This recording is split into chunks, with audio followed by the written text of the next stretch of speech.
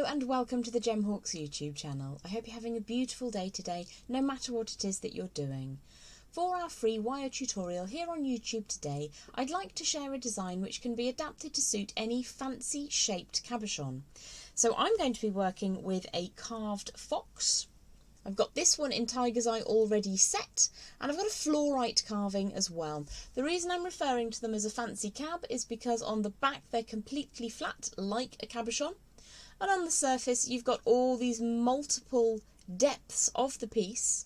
So if you do have a fancy cabochon, perhaps a drusy or something that's carved into an animal totem like mine is, then you can make the prongs adapt to the specific sizes and create a lovely safe housing to keep your fancy cab in position. If you'd like to join me down at the board, we'll take a closer look at what it is we're going to be working on together today. So a closer look at the piece I've already prepared, tiger's eye carved fancy fox cabochon. As you can see, he's different depths all over, but the back is flat, much like a cab. At the end of the tutorial, I'm going to show you how to corset this piece safely in so that there's no chance of that piece coming out. At the moment, I can still pop him back out of that housing, like so. But I'll show you how to safely enclose that at the end of the tutorial today. What I'm going to do is pop this piece, which is half finished or semi-finished, up into the corner so you can keep your eye on him. This is the piece we're going to be working on together today, which is a banded fluorite fancy carved fox cabochon. It's actually a very pretty piece of gemstone just there. In terms of wire today, you can either make your frame from 1mm or 18 gauge wire and hammer it, as I am going to show you today. If you don't wish to do any hammering, you could choose a slightly heavier gauge wire, such as a 1.25mm or 16 gauge wire. We're going to start with around about 12 inches, which is probably a little more than we need to create a nice secure outline for the piece, which is where we're going to start off. But it means that we've got some options for up top when we're making our bail, because I'm making this as a pendant. So we've got some options to work with if we've got a little extra wire. So as I mentioned, I'm going to be working with the 1mm or 18 gauge wire. This is around 12 inches. I'm working in raw copper, which happens to be quite a soft temper. So the very first thing I'm going to do is grip one end of that wire and then pull that between thumb and forefinger to get it super warm and flexible, pliable and smooth to begin with. So the basic idea of what we're going to do here is to create a bit of an outline for our foxy friend to sit inside. And then I'm going to hammer that just to add some strength to it. So to begin with, I'm finding the centre of the wire and I'm just creating a bit of a curve just to get me going. And then what I'll do is I'll use the cab to start generating a shape. And this is why we warm that wire through. Obviously, it wouldn't be a Jem Hawkes tutorial if something didn't get boinked with the wire as we're going. So I've created the first little shape going on here. What I'm going to do now is draw the wire back and out. And because we warmed it, if it doesn't go quite right the first time, so I've taken that angle a little bit too far out, we've got an option just to make this fit as we go. So I'm going to again use the cabochon itself just to skirt around the top. When we come to the ears of this particular fox, obviously it will vary dependent on the shape you're working with, I'm just going to draw the wire over to the centre. And then later on we're going to put an upright on this to generate our bail. So let's move on around the cab. As I say, whichever shape you're working on, this technique will be slightly different. But if you warm that wire, and if you are able to work in raw copper, it's a real treat. Silver, fine silver or 925 silver wire also works beautifully. As if you can get hold of a medium or a soft temper plated wire, that will also work. So you can see I've created that first shape, and what I need to do now is just make sure that there's a reasonable facsimile of the outline of the piece. So I've over tightened this, I've brought that notch in a little bit early, so I'm going to just bring that back out, pop the piece into position and take that notch a little bit further up. And then I can straighten any pieces I need to straighten. I'm not worried about marking the wire because this one I'm going to be hammering. If you were working in the heavier wire and you wanted to get a slightly smoother variation, you would probably need to be a little bit more cautious. So I'd still need to move that angle along a little bit more. and it's just a case of making an outline, and once you've got the outline you can then hammer that into position. So I'm going to grip hold of the wire, being very careful of my gemstone, fluorite's quite soft, and just create a shape that flows all the way around the outside. If you're working with a traditional oval cab that is maybe undulating on the surface, it will be a little bit simpler for you, but this one is just a case of chasing that all the way around. Hold that into position and draw that up to the top and over the northerly most piece. So that's a reasonable facsimile of the fox shape that we're going to work with today. What I will then do is draw these two wires up and away as a beginning point for where I'm going to put the bail of the piece in later. So ideally, I really want that to sit fairly evenly, fairly equally, fairly centrally, but I'm not overly worried at this stage because I've got some space and time to get that a little bit more perfect. So I'm just going to pop our cabochon out of the way and pop in with my miniature block and a very light jeweler's hammer. So I urge you to check that your shape is perfect before you go anywhere. So let's just pop him in for a hot second. The lower shape I'm really happy with, the upper shape slightly less so. So what I'm going to do is hammer that lower shape first.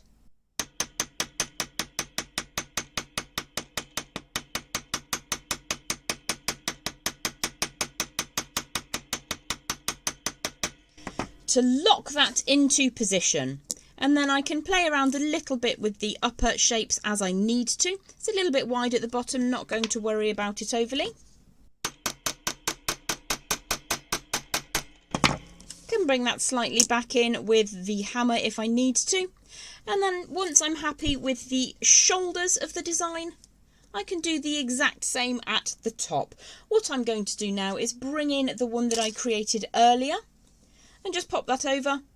That's the kind of effect I'm looking for. So if I tilt that so that it's dead onto the camera, I want to have my shape sitting around the outside of my fox. Not too much space this time, just a little bit of space around the outside.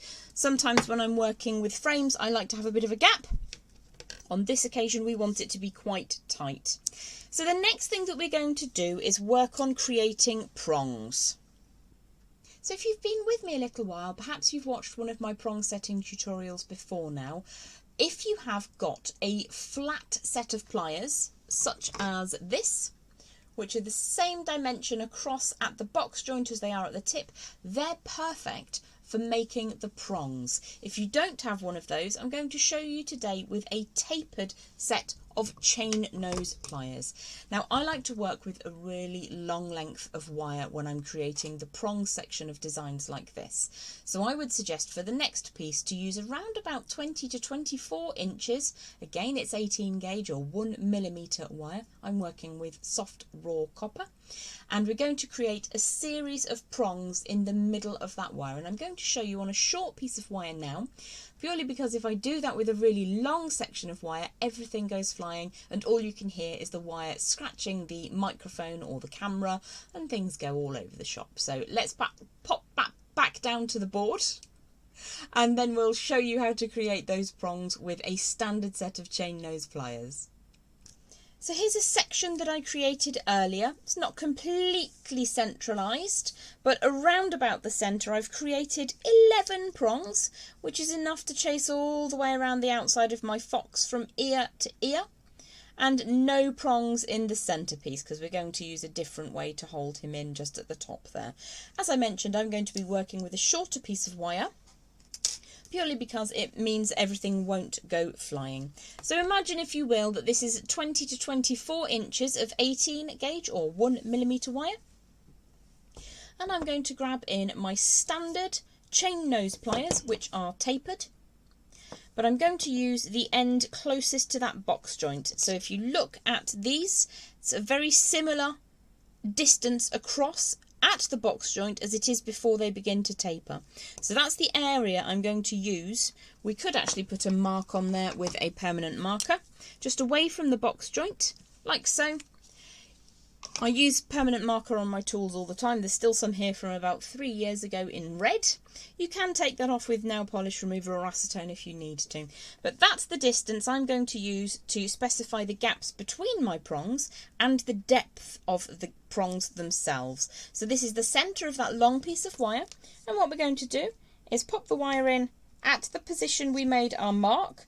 And I'm just going to bring that up on both sides so I get a nice uniform U shape. What I'm then going to do, if I just flip those over, you'll be able to see the mark as it goes into position. On the one side, I'm going to bring the wire back and away, and if I pop this down, you'll see exactly what's going on. And then I'm going to grip hold of the tip of that first section of prong and pull the wire back down. Now you get a very floppy kind of oval U-bend up at the top there. We need to tighten that up. What can happen if you are too harsh with pressing those sections together is that the whole thing's going to twist. So the technique that I use is to get as much as I possibly can in the jaws of the pliers. If I tilt that up, you'll see they're going across at an angle, and I'm going to support down at the base of that prong. I'm going to open and close gently and slowly, and then you'll see that you get really quite a neat little prong. You can take that end a little bit more closed if you want to. There's a tiny gap up there. But once you've got those two lines side by side, it's easier just to finish the top off. If you press that too hard to begin with, you'll end up with the wires twisting over. 9 times out of 10 you can rescue it, but let's just not bother having to rescue it by slowing the whole process down and making nice smooth prongs from the very beginning. So what I'm going to do now, let's have a look at the black mark there.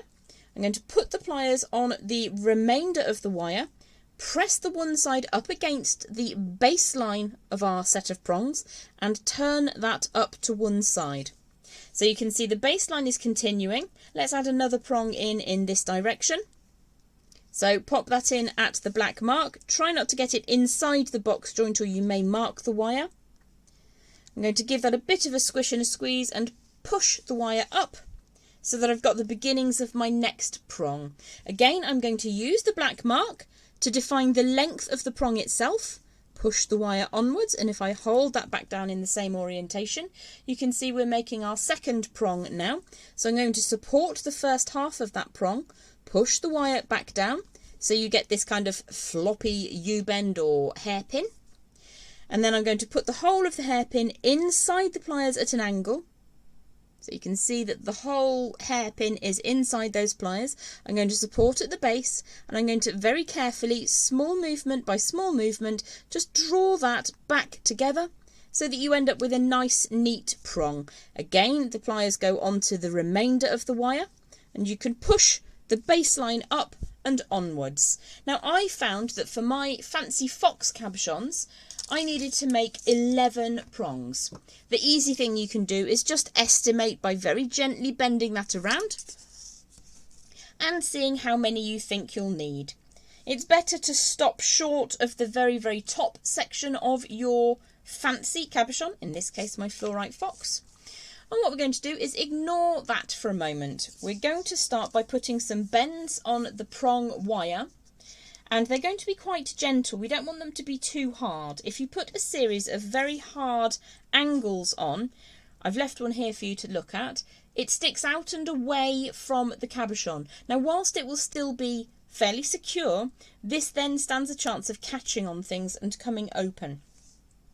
As this one here is a little bit raised from the cab itself, you would want to spend some time getting that a little bit more refined. Pop my fancy foxy back in the top corner. So what we're going to do is have a look at the prongs we've got so far. Before we continue working, it pays to get your baseline as flat as possible. And if you pop this down on a piece of paper or on the desk, you should be able to see if there are any sections of your baseline that are slightly elevated. If there are, you can fix this by going to the sections that are lower and just gently moving the prong along a little bit, and it means that you'll have a slightly larger gap between the upright prongs on your baseline. So let me show you that again. This section of the baseline is lower, so I'm going to elevate that so that it sits with the other ones, just by very, very gently encroaching a little bit of the prong wire onto that baseline.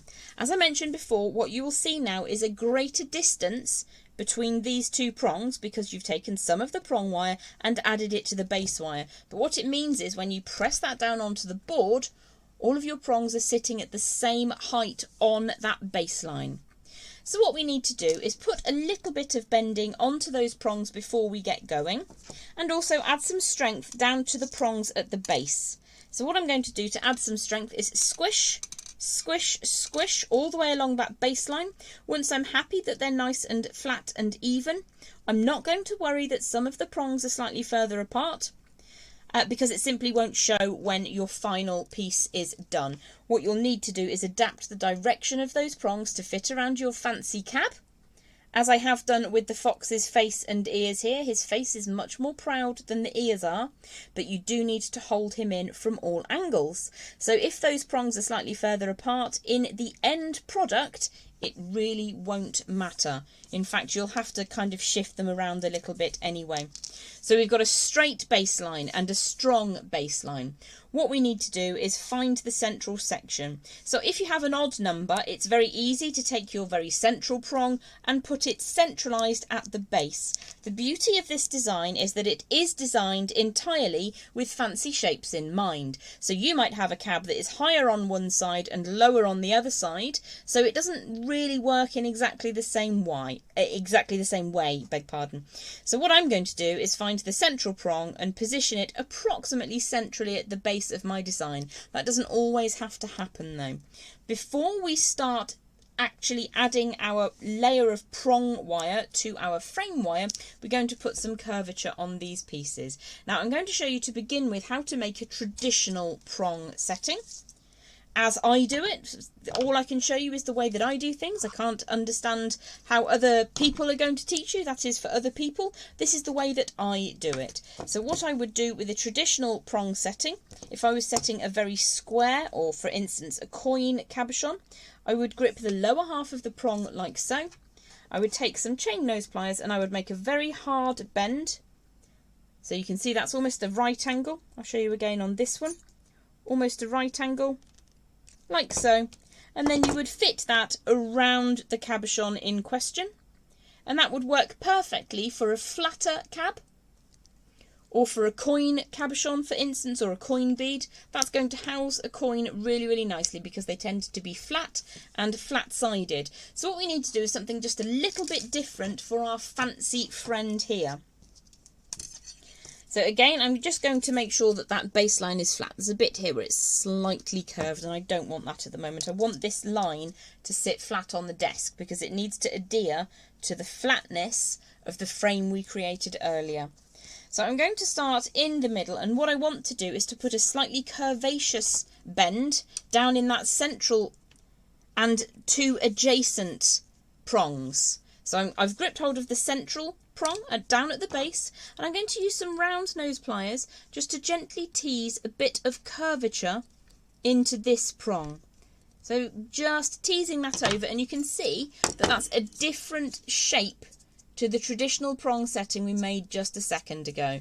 Now you can achieve the same thing using your chain nose pliers by just holding the tip further away and allowing the wire to do that bending for you. So I'm going to do those central three because the base of my cab is curving up at a nice even rate. So if I set those central three prongs, so that's this one next, and put a nice gentle curvature in them, we're just going to test a little bit to see how that works. Just draw that around. Let's put the tools down, it makes life easier. That's actually looking really nice. I'm going to lift the whole design up. It might go slightly blurry, but what you'll see is that those curvy prongs sit over the curvy base of that fancy fox cab really nicely. So you can go around individually fitting each of those prongs into position. But what I'm going to do is continue putting some slightly curvy cabs, realising that later I will have to just slightly edit them as we go through. So if I grab a hold of the next prong and just put curves on all of these, I'm going to do this quite quickly because it's very boring to see again and again. Whoops-a-daisy. This is what happens with long pieces of wire on my desk. It hits all of the other things that are on the desk. So let's turn this around to the other side. Curves. Now what you can see here is that the two halves of the prong have come apart slightly. Very easy to fix. Just draw that back into line. It is a common pitfall. One of the reasons I leave mistakes in my video tutorials is because if I'm doing it, there's a possibility that you might also do it, and I'd rather show you how to fix that than leave you high and dry and wonder how everything ended up so neat. So again, there's a little bit of a gap just here. I'm just going to push the wires until they sit neatly. Now what often happens when you're putting curvy prongs onto your wire is it will start to curve inwards anyway. I'm just going to very gently coerce it by hand. I'm just pushing my nail into the straight sections of each of those pieces. Now one of those prongs is very much higher than the others, so I'm just going to adjust that down. I'll probably need to readjust it in a moment anyway.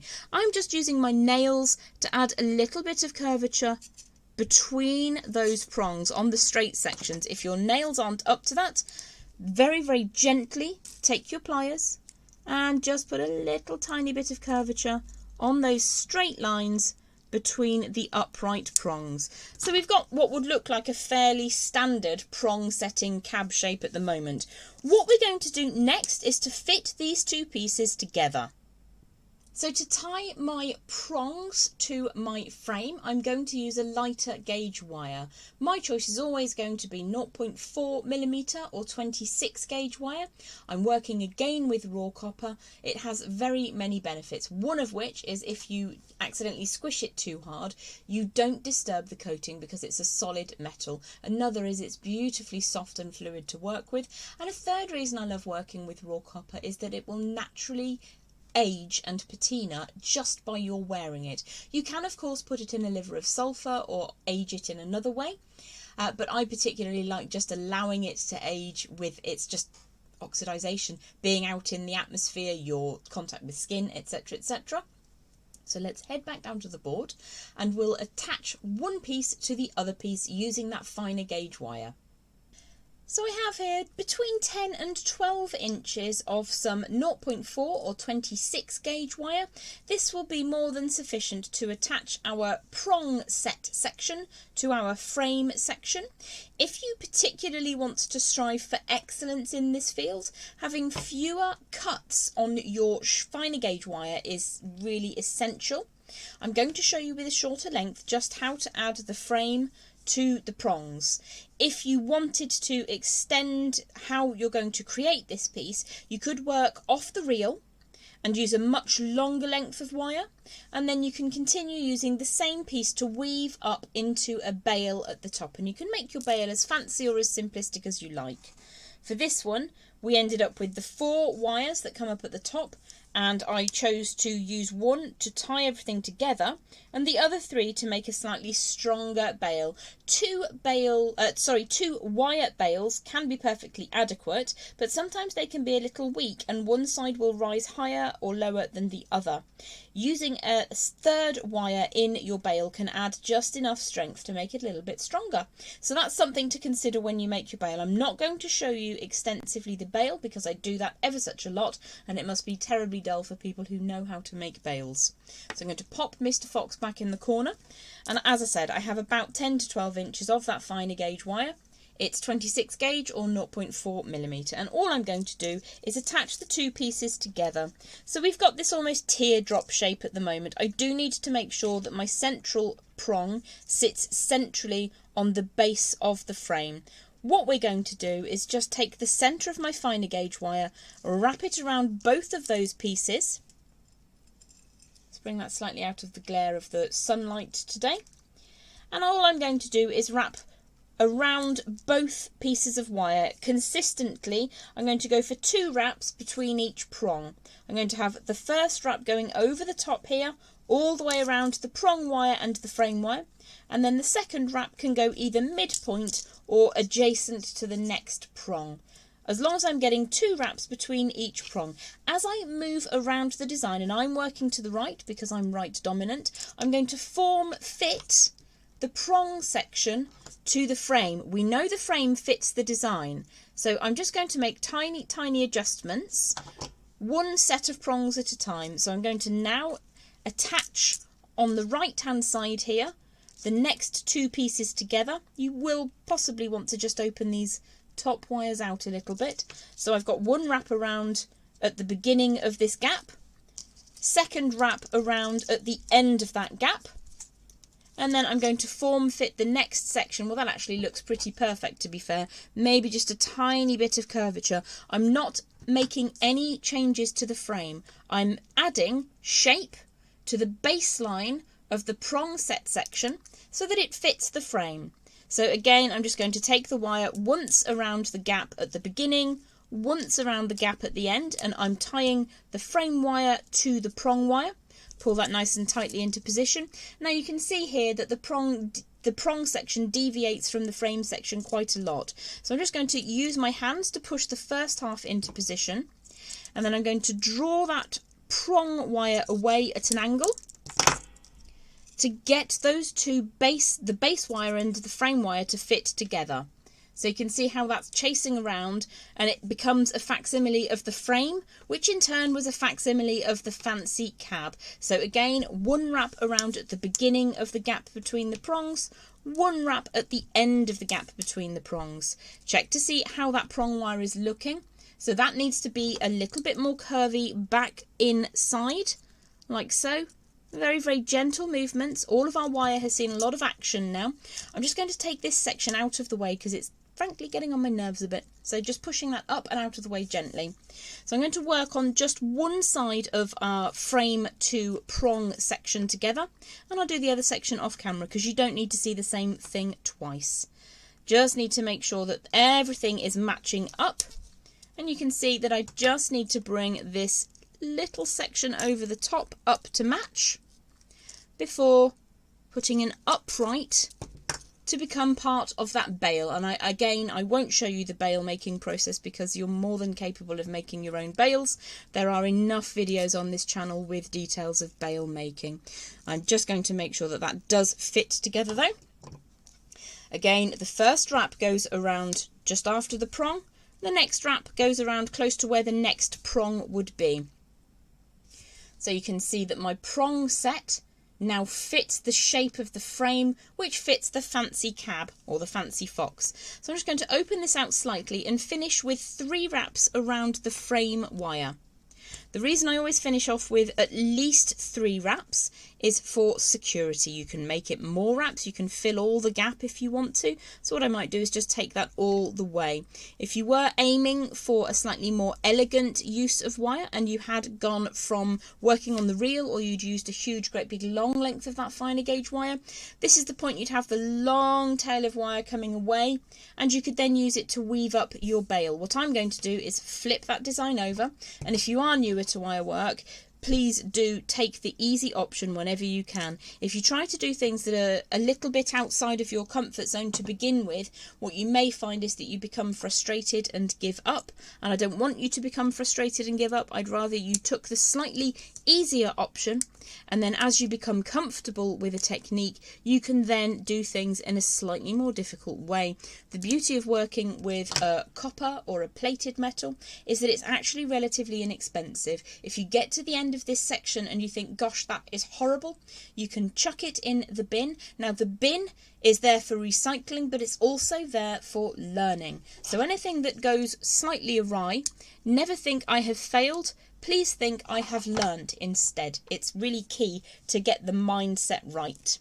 So what I'm going to do just off camera for a second is finish the same technique as I've used here, making minor alterations to the frame section to match, I beg your pardon, making minor alterations to the prong set and only on the baseline of the prong set section so that it matches the frame wire. I'm going to do the same on the other side now.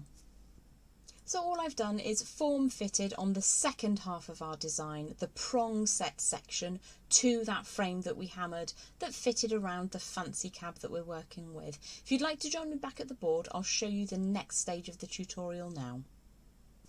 So all I did was just finished up the second half, and the setting section with all of those prongs now fits the frame, and I've got 4 upright wires which I can use to make any kind of fancy bail I would like. What we need to do is just check everything is still going to fit. Absolutely fabulous. There we go. So that all works really nicely. So the next thing we need to do is start moving these prongs around so that they fit the cabochon itself. If I push that onto one side, you can see that down at the base everything's pretty solid where it actually already is. Looking at this one, you'll just need to edit even where you need to. Now, fluorite is probably not the best choice, but it's the only other fox I had available. And you just need to make small alterations to those prongs so that they fit over the surface and will indeed keep the cabochon safely inside the housing.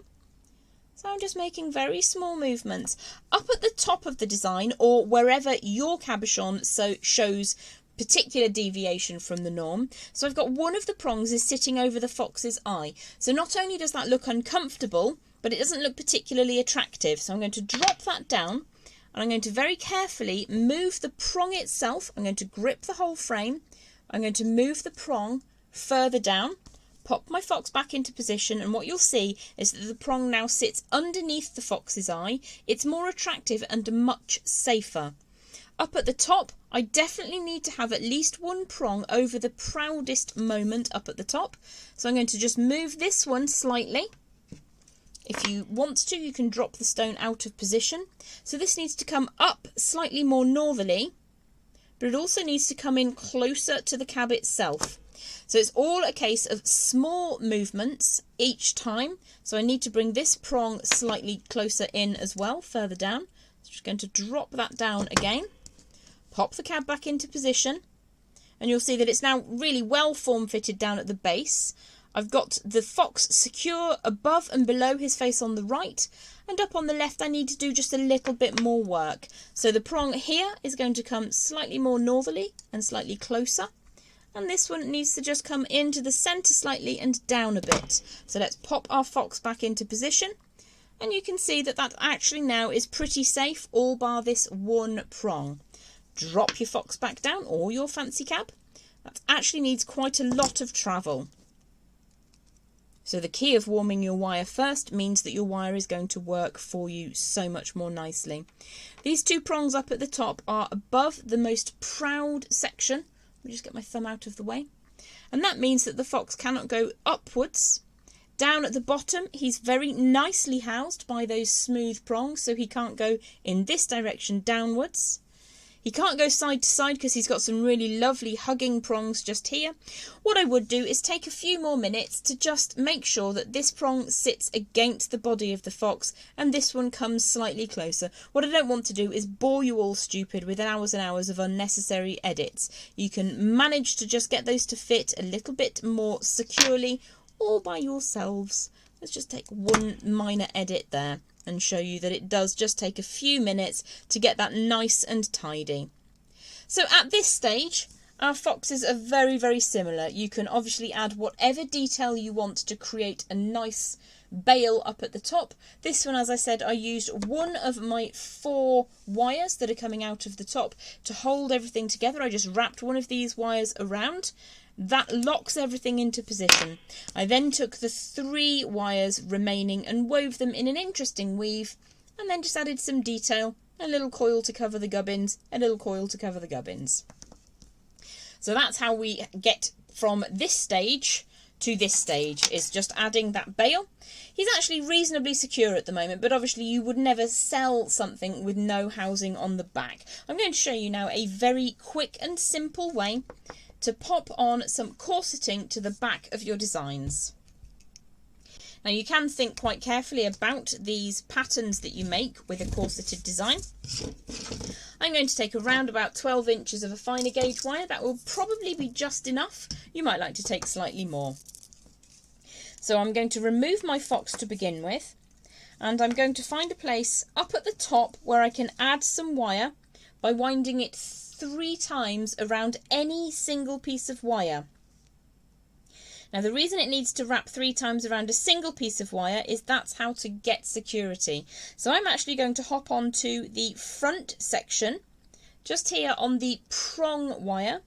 I'm going to take around about an inch over the top and wrap 3 times around any single piece that I can find. So as I mentioned, I'm going to use a section of that prong work, because once you tidy that up nice and neatly, it doesn't really matter which wire it goes onto, as long as it's a single piece of wire. If you start wrapping around 2 pieces of wire, you'll end up with an end which could be a little bit jagged, could catch on something, and then your whole piece will come undone. So I've gone for 3 wraps. If you can fit 4 wraps, all the better. I'm just going to take that tail over the top, trim away the excess, inside the design there, always fun. Get that little tail of wire out the way and into the melt pot. And I'm just going to push the very, very end of that 3rd wrap down inside the design. Now, sometimes when you're working in such confined quarters, it's very difficult to get that last little bit of wire tucked away. If you can't get it completely smooth to the frame, at least get it tucked away inside where it won't get caught on anything. If it's against the gemstone, doesn't matter really. Better that it's against the gemstone than against the skin. So we've got a nice solid connection up at the top, and I've got about 12 inches of finer gauge wire coming away now. So if I pop my fox back into position, but because of the coils, I need to put my fox in ears first and then push the bottom down. All we're going to do is run from one side to the other, and we just need to make it as attractive as we possibly can. If you have access to single pieces of wire, all the better. But if you can't get an access there, it doesn't matter if it goes around both the frame and the prong set section. So I'm just going to support that wire so that it doesn't kink as I draw it round. Just pop that on my non-dominant hand, bring that into position. Need to make sure the fox is fully home, or your fancy cab is fully home. Pull that nice and tight. So I've got a reasonably straightish line going across from our add-on point to our first weave section. So I'm going to allow the wire to just come over the top and then pop that back up inside. So I am going around both the prongs and the frame at the moment, and I'm not going to let that worry me. What I am going to do is make sure that there's enough tension that there won't be too much bagging. The fox won't try to escape. So let's take the tail and find our next point of access. So I might just pop that through there, see if that will fit. It will. Just going to make sure that I'm going in the same direction. Just support that wire so that it doesn't get kinked, and then pull that nice and firmly.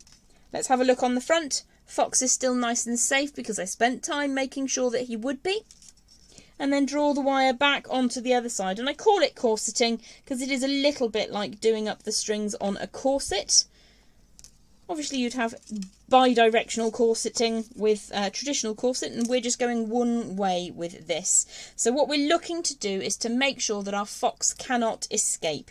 Having as few as possible moments where one fine wire crosses over another fine wire means that the corseting section will be as flat as possible. If you get too many wires crossing over each other, it can be just a little bit uncomfortable in wear. Some people are very sensitive to small pieces of wire on the back. I'm not talking about jagged ends, I'm talking about bundles of wire on top of wire. So again, I'm pushing the fox forwards, making sure that he is indeed secure. And you can take as long as you need to get every one of those prongs perfect. Draw the wire back to the other side. Now you will need to make sure that your last expanse of wire across the design is narrower than the width of your cabochon. If you do that where it is at its widest point, there's every possibility his bottom will escape out the back of the design, and we don't want that. We want it to last for a very long time. So again, I'm just pulling that nice and taut, so we've got some good straight lines, and then I need to finish off down at the base. Now we've had more than enough wire to work with, so what you can do if you want to is go back in the opposite direction. What I'm going to do is simply find a single piece of wire. In this instance, it looks like there's a piece of frame wire available to me, and I'm just going to wrap a minimum of 3 times around that frame wire before finding a way to cut that as neatly as possible. Let me just pull that through. Doesn't really matter which section you go on as long as it is a single piece of wire. So I'll wrap another 3 times and then trim away. I'm not going to show that to you because it's very boring. Just going to wrap 3 times around any single piece of wire and trim. I hope that you've enjoyed setting the fancy fox cabochon with me today. As I mentioned at the beginning of the tutorial, this can apply to any fancy shaped or undulating surface of a cabochon or any other carving that you might want to set in this way, using prongs in a slightly different way to a way I have shown you before. So I hope that you've enjoyed that, and I hope you'll join me again very soon here on the Jem Hawkes YouTube channel. Do feel free to follow me on all my socials. Links will be in the comments below. Have a beautiful day. Bye for now.